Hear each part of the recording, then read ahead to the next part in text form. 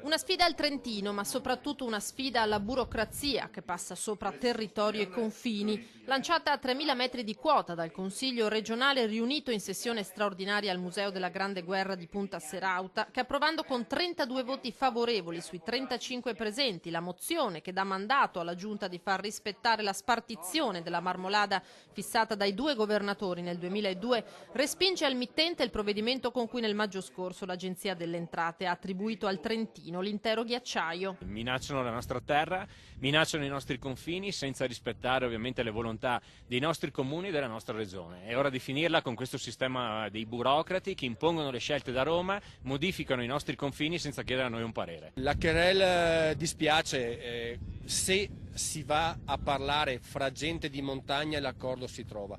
Quando si mettono in mano a dei burocrati decreti o sentenze, purtroppo la giustizia non ne esce mai, diciamo, limpida. Quindi è bene che la gente di montagna si parli per dirimere le questioni. Sventola a 3.000 metri il vessillo di San Marco, ma la riconquista della Marmolada non è ancora compiuta. Succederà intanto che attendiamo la sentenza sul ricorso che abbiamo fatto contro la presa di posizione di Canazei nel 2017 di sconoscere l'accordo 2002. E dall'altro ovviamente portare avanti questa sfida che vogliamo che non sia sempre meno una sfida giuridica da tribunali, che diventi un accordo come è stato fatto nel 2002 e bisogna metterci la parola fine su questa vicenda.